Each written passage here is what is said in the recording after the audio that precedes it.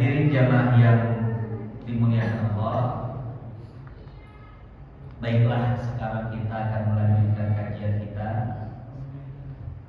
pada kitab apa? Al-Miftah. Al-Miftah artinya apa? Kunci. Kepanjangan namanya Al-Miftah Libabin Nikah, kunci bagi pintu pernikahan. Jadi orang yang bisa memahami kitab ini, maka dia akan memiliki kunci tentang segala permasalahan yang ada dalam pernikahan. Jadi kalau ada masalah dalam rumah tangga, udah tahu apa kunci permasalahan, sudah tahu cara menyelesaikannya dari mana? Dari kitab Al-Miftah. Nah, sekarang saya baca kitabnya. Bismillahirrahmanirrahim. Al-Ihdad. Al-Ihdad huwa tarkul lubsil masbuk lizinati minat thiyab wa tarkut tatayyubi wa dahni sya'an wal ibtihali bi kuhli zinati illa lihajatin laylan wa tarkul khidabi bil hinna'i wa nahwiha kal warasi fi ma yadhhar minal badan kal wajhi wal yadaini war rijlaini duna ma tahta thiyabi wa tarku isti'malil huliyyi minadh dhahabi wal fiddati wal jawhari wa ghairi dzalika wa ghairi dzalika hatta al khatami. Hadirin jamaah yang dimuliakan Allah, pada kesempatan kali ini kita akan membahas tentang ihdad. Apa itu ihdad? Ihdad adalah masa berkabung bagi seorang wanita yang ditinggal mati oleh suaminya atau dicerai. Saya ulang lagi ya. Jadi ihdad itu masa berkabung seorang wanita yang ditinggal mati oleh suaminya atau dicerai. Sebelumnya kita bahas apa? Iddah. Nah, jadi iddah dan ihdad itu 11-12. Iddah masa tunggu, sementara ihdad masa berkabung. Ya. Nah, di sini dijelaskan apa makna ihdad. Al-ihdadu huwa tarkul lubsil masbuqi lizinati. Yang namanya ihdad adalah tidak memakai pakaian yang mencolok, pakaian yang bagus, pakaian yang membuat seseorang menjadi perhatian. Jadi pengarang kitab ini Al-Habib Muhammad bin Salim Hafid, beliau tidak menyebutkan definisi secara konseptual, secara teoritis, tapi beliau langsung menyebutkan contoh-contohnya. Ihdad itu, kata beliau, adalah tidak memakai baju yang bagus, baju yang mencolok, baju yang sekira-kira dipakai itu akan menjadi pusat perhatian. Ya. Wa tarkut tatayyubi, juga tidak memakai minyak wangi. Jadi si perempuan ini ketika ditinggal mati oleh suaminya atau dicerai, maka harus menghindari hal-hal tersebut selama masa iddah. Dia tidak boleh memakai baju yang bagus, yang mencolok, tidak boleh memakai baju yang memakai minyak wangi yang mendapatkan perhatian. Ya amun tiba reksona mah main tebau kelek ngeunang lah ya. Ngeunang sama. Ya atau misalkan pengharum apa? Mulut. Boleh biar wangi mulutnya ya. Atau pengharum naon deui nu handap. Salah kita geus maot. Nah, watar tatayyub tidak boleh memakai, wa pewangian. Wadah nisyari, dan tidak memakai minyak rambut.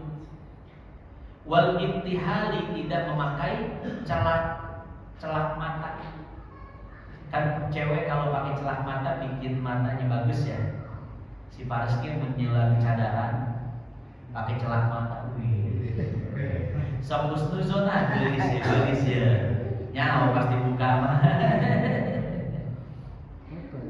Bikuh lizinati, dengan celak yang memperbagus mata. Kemudian juga tidak boleh pakai apa sih yang ngebagus-bagusin bulu mata. Apa sih contoh ya? Iya, ngebagus-bagusin alis gitu ya. Nah, kemudian illa lihajatin lailan, kecuali untuk kebutuhan, itu pun hanya di malam hari saja, memakai celak sebelum tidur. Yang mungkin di kita, budaya kita Indonesia tidak terbiasa pakai celak ya. Tapi orang-orang Arab itu budayanya memang pakai celak matanya. Itu memang celak itu memperbagus mata ya. Baik memperbagus tampilannya ataupun memperbagus kualitas penglihatannya. Ada sebuah kisah. Ada dua kerajaan yang sering berperang, tapi satu kerajaan ini tidak pernah kalah berperang. Baik siasat seperti apapun yang dibuat oleh kerajaan-kerajaan lain, tapi kerajaan ini tidak pernah kalah berperang. Baik mereka yang tiba-tiba menyerbu, baik mereka yang dengan cara bersembunyi, itu selalu ketahuan. Akhirnya satu kerajaan memutus mata-mata untuk memasuki kerajaan ini. Kenapa kerajaan ini setiap kali diserang mereka tidak pernah kecolongan, selalu tentaranya bersiap dan mereka bisa mempertahankan diri dan memenangkan peperangan. Akhirnya setelah mata-mata dikirim dan dia meneliti beberapa bulan, ternyata dia menemukan sebab dari kerajaan ini tidak pernah kalah. Karena sebabnya itu, si kerajaan memiliki seorang nenek tua yang bernama Hazami. Hazami ini setiap hari dia bercelak, memakai celak ismin. Jadi celak itu kan beda-beda ya. Ada satu celak namanya ismin, itu dibuat dari batu khusus, batu yang dihancurkan sehingga sangat lembut sekali dan itu dipakai celak. Dan ternyata ismin itu bisa membuat mata menjadi bagus penglihatannya. Saking bagus penglihatannya, Hazami ini bisa melihat sesuatu dari jarak puluhan kilometer. Ya, puluhan kilo dia masih bisa melihat jelas. Umumnya mata manusia kan, ya pandangannya sampai mana sih? Ya. Nah, tapi Hazami ini walaupun sudah tua, tapi pandangannya luar biasa, bisa melihat objek yang sangat jauh. Makanya setiap kali ada negara yang menyerang, ini pasukan bisa siap-siap. Kenapa? Karena punya si Hazami itu masih jauh puluhan kilo, dia bisa melihat ada tentara yang datang. Makanya kerajaan ini selalu bisa mempertahankan daerahnya, tidak pernah kalah. Akhirnya setelah ditemukan penyebabnya, si mata-mata pun pulang dan melapor kepada raja. Akhirnya dibuat siasat. Kata raja begini, oke, besok kita serang, tapi kita menyamar jadi tumbuh-tumbuhan. Jadi kayak tentara yang bersembunyi di hutan ya. Jadi kepalanya dipakein tanaman, ya kan? Ada biasa pakai pohon apa itu tentara tuh? Enggak, tapi enggak pakai lidah buaya ya. Serem aja ya. Ya. Akhirnya mereka tentara-tentara itu menyamar menjadi tumbuhan, ya, sambil berjalan. Kemudian Hazami melapor, raja, di kejauhan aku melihat ada pepohonan, tumbuh-tumbuhan yang sedang berjalan menuju kerajaan kita. Jumlahnya sangat banyak sekali. Biasanya kan si raja percaya ya, karena si Hazami biasanya mengatakan, raja, ada tentara yang sedang menuju ke kerajaan kita. Maka raja percaya dan bersiap-siap menyiapkan tentaranya. Tapi kali ini Hazami mengatakan apa? Ada tumbuh-tumbuhan yang berjalan menuju, kata raja, wah geskolot ya. Wah udah agak nih Hazami, udah agak. Raja akhirnya nggak percaya.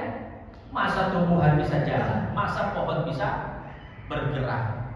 Akhirnya raja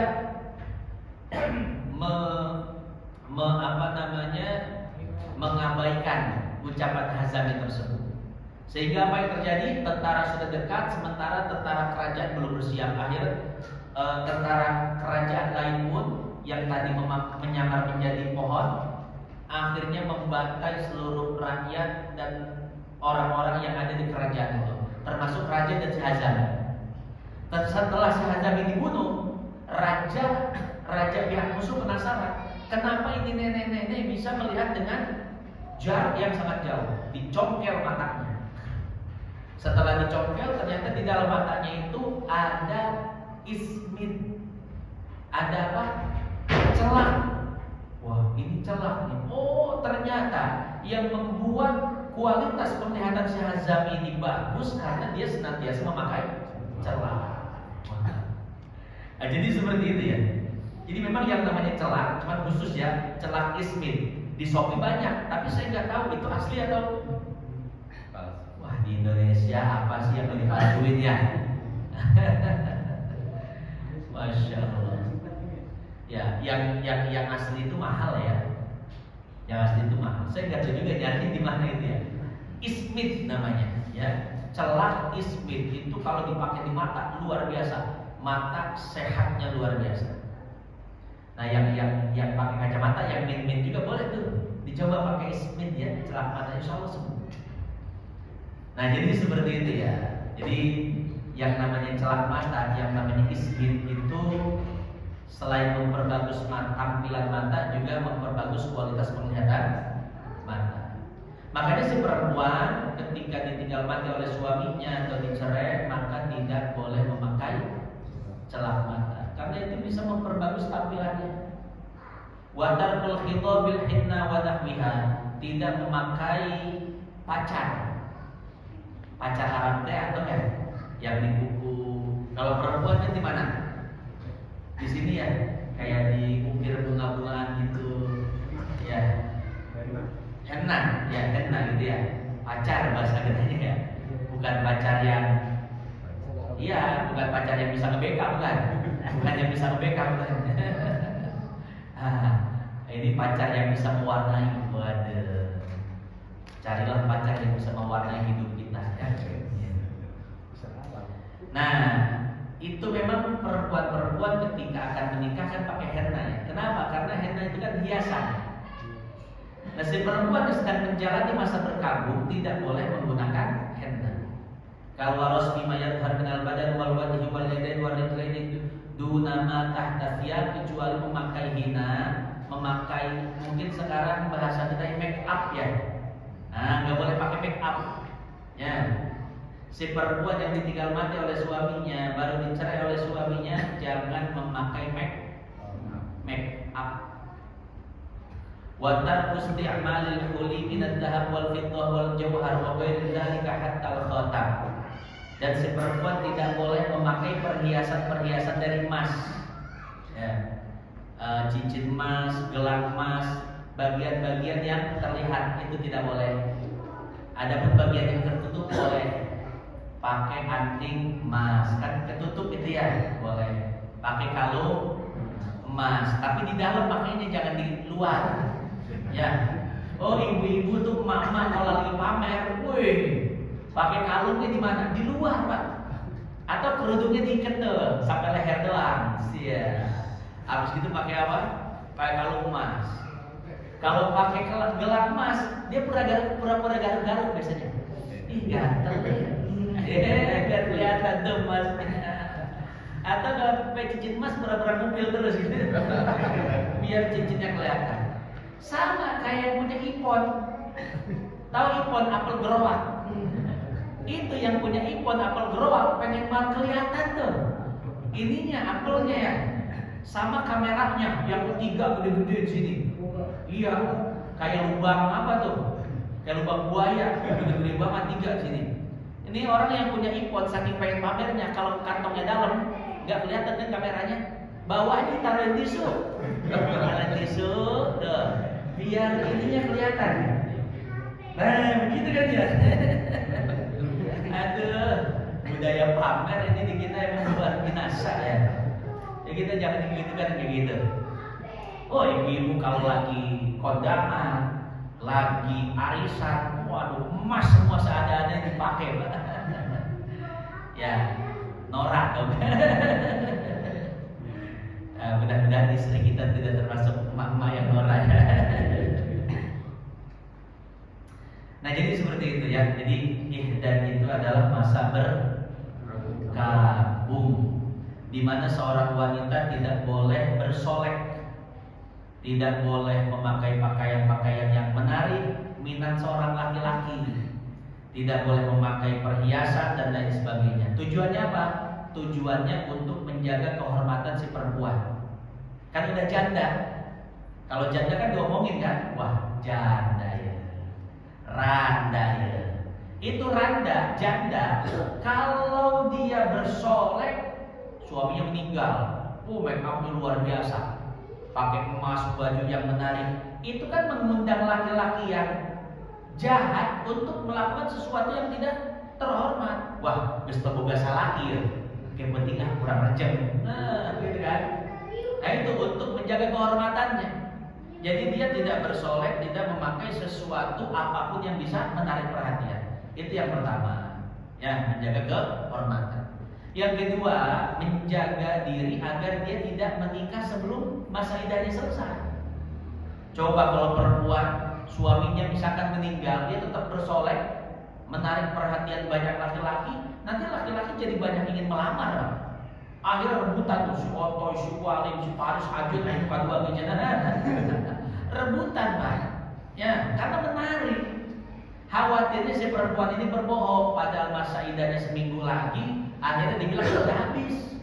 Karena tadi yang melamar banyak pilihannya. Wah, model kia ya, model itu ayo. No goreng duit lomba ya. Nu ganteng kedua duit. Ya macam-macam ya. Khawatirnya si perempuan ini menikah sebelum waktunya. Ya, makanya ada yang namanya ihdan, masa berkabung di mana si perempuan tidak boleh bersolek dan memakai sesuatu yang bisa menarik perhatian laki-laki. Ya, jangankan kita, Pak Haji Adi aja kalau melihat yang waduh, bangkit jiwa anak mudanya. Pak Haji Gilan deh, Pak Haji Gilan, wah orang deh, Pak. Ya, jadi seperti itu ya. Cuma saya tanya nih, saya benar ya, ini nanya nih.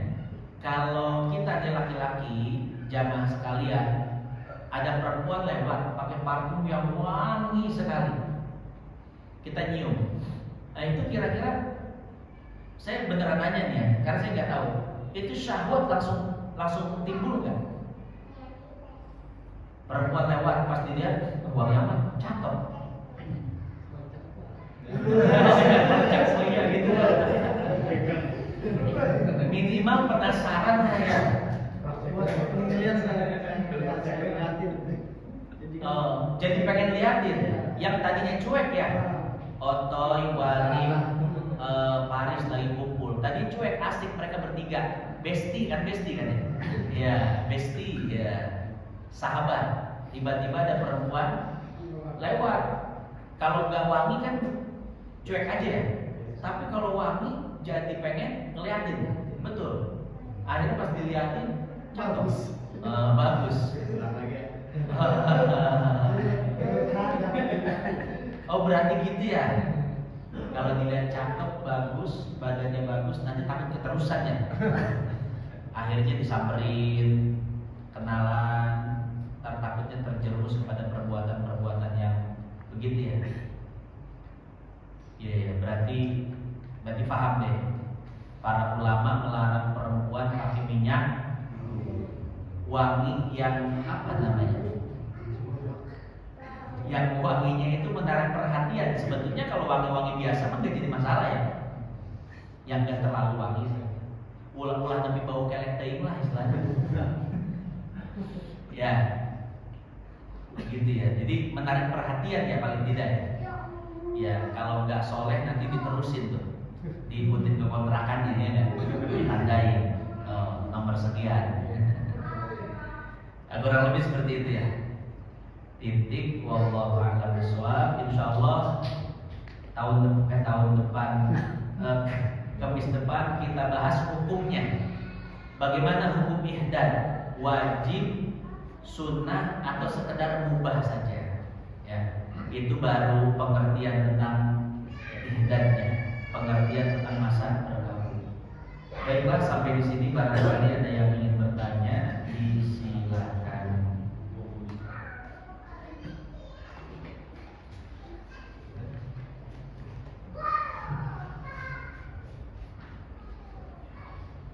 Bapak Jibrek Menor.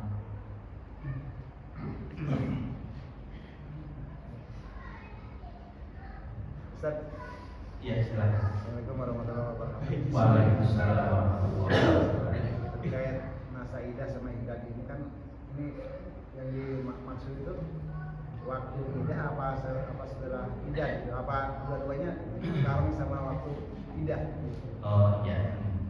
Ya, jadi ihdad ini berbarengan dengan masa iddah. Ya.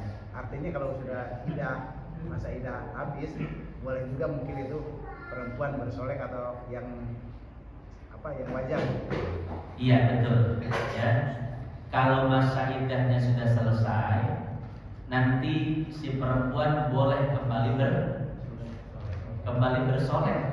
Ya, dandan lagi, make up lagi. Kenapa? Karena untuknya mengundang laki-laki datang.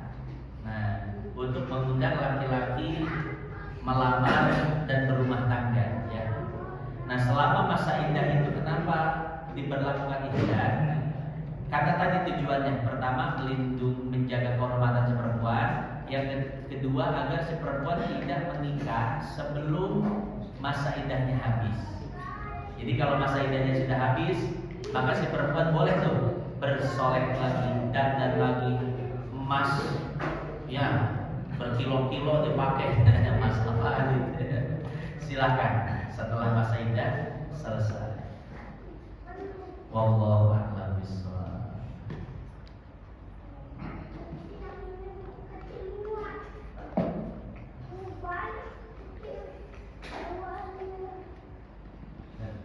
Ya. Waalaikumsalam warahmatullahi wabarakatuh.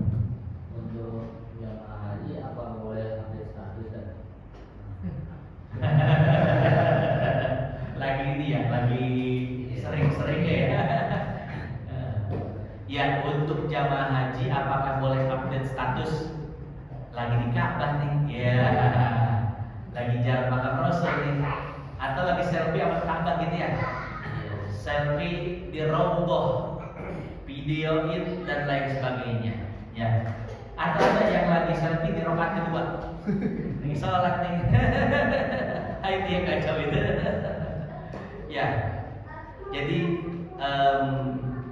mungkin iskalnya itu, kerancuannya itu orang yang bikin status haji, umroh tempat Ka'bah dicurigai.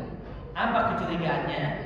Kecurigaan orang-orang yang melihatnya adalah dia sedang melakukan riya, betul kan? Jadi kecurigaan orang yang melihat. Sebetulnya masalahnya itu di mana? Masalahnya dia yang lihat sujud. Ya, jadi walaupun begini ya, karena kan yang namanya ikhlas dan yang namanya riya itu sesuatu yang abstrak, adanya di dalam hati, itu tidak bisa diketahui oleh siapapun, ya. Nah, Kenapa orang yang melihat perbuatan seseorang bisa menduga dia itu ria? Karena melihat indikasi. Salah satu indikasi dia ria adalah dia berselfie, kemudian bervideo dan lain sebagainya. Cuman untuk menilai orang kita jangan pakai indikasi ya. Untuk sekali lagi nih, untuk menilai ibadah orang kita jangan pakai apa? Indikasi. Kita melihat hatinya bisa nggak? Nggak bisa. Jadi kita hanya bisa melihat perbuatannya yang mengindikasikan di dalam hatinya ada ria. Cuma untuk menilai ibadah seseorang, kebaikan seseorang, kita tidak boleh pakai indikasi. Kalau pakai indikasi itu namanya su'udzon, berburuk sangka. Ya ayyuhalladzina amanu ijtanibu katsiran minadh-dhon. Ini pesan Allah. Kata Allah, wahai orang-orang yang beriman, jauhilah oleh kalian berprasangka kepada orang. Kenapa? Karena kalau prasangkanya tidak sesuai dengan fakta, orang upload dia lagi di Ka'bah, niatnya itu apa? Niatnya itu agar orang lain bisa melihat Ka'bah di video dia. Mungkin itu niatnya. Tapi yang melihat, wah ria nih. Nah, jadi kalau prasangka orang yang melihat tidak sesuai dengan faktanya, maka itu jadi namanya su'udzon, berburuk sangka. Nah, jadi PR-nya itu pertama bagi kita ya, bagi kita yang melihat amal baik seseorang, maka kita hukumi berdasarkan perbuatannya. Jangan kita melihat indikasi ria yang ada di dalam hatinya. Misalkan ada orang sering sholatnya di sop depan, orang pengen megang mic aja bawaannya itu sholawatan, ya baca Quran. Ketika kita melihat ibadah seseorang, perbuatan baik seseorang, maka kita tidak boleh mentakwilnya dengan takwil-takwil yang lain. Dia pengen dipuji, dia pengen didengar, dia pengen disanjung, jangan. Kita melihat seseorang berbuat baik, kita katakan dia melakukan perbuatan baik. Selesai sudah sampai situ. Ya. Nah, yang harus pakai indikasi itu kalau ke diri sendiri. Misalkan nih kita lagi umroh, kalau saya update status, saya khawatir ada riya yang menyusup di dalam hati saya. Kalau saya foto sama Ka'bah, saya khawatir niatnya itu ingin dipuji oleh orang. Nah, jadi kekhawatiran itu hanya boleh ketika kita menerapkan itu ke dalam diri kita. Kalau ke dalam ke orang lain, jangan. Ya, khawatir tidak sesuai dengan prasangka kita. Maka ada satu kisah seperti ini. Seorang ulama ditanya, wahai ulama, ada dua orang. Satu orang ibadahnya rajin tapi akhlaknya jelek. Dan satu orang lagi akhlaknya jelek tapi ibadahnya akhlaknya bagus tapi ibadahnya jelek, nggak pernah ibadah. Wahai ulama, dari dua orang ini mana yang paling bagus? Kata ulama apa? Dua-duanya bagus. Barangkali orang yang ibadahnya bagus akhlaknya jelek, satu ketika ibadahnya itu bisa berubah akhlaknya. Dan barangkali orang yang akhlaknya bagus tapi ibadahnya jelek, satu ketika akhlaknya bisa berubah ibadahnya. Dia dapat hidayah dan bisa beribadah kepada Allah. Dua-duanya yang bagus, dua-duanya bagus. Yang jelek itu adalah kita yang terlalu pandai menilai orang. Begitu ya. Jadi biar kehidupan ini nggak kacau, nggak ada saling tuduh-tuduhan, nggak ada saling berburuk sangka. Itu cara yang diajarkan oleh Imam Ghazali. Jadi ketika kita melihat kebaikan orang, kita katakan orang itu baik. Jangan ditakwil-takwil, jangan disangka-sangka dengan prasangka yang mungkin kita salah. Tapi di dalam melihat diri kita, kata Imam Ghazali, harus banyak takwilnya, harus banyak sangkaannya, dan kita harus selalu suudzon, artinya dalam konteks khawatir dan hati-hati terhadap diri kita. Kurang lebih seperti itu ya. Jadi kalau kita melihat orang ya pada selfie di Ka'bah, asal jangan naik Ka'bah.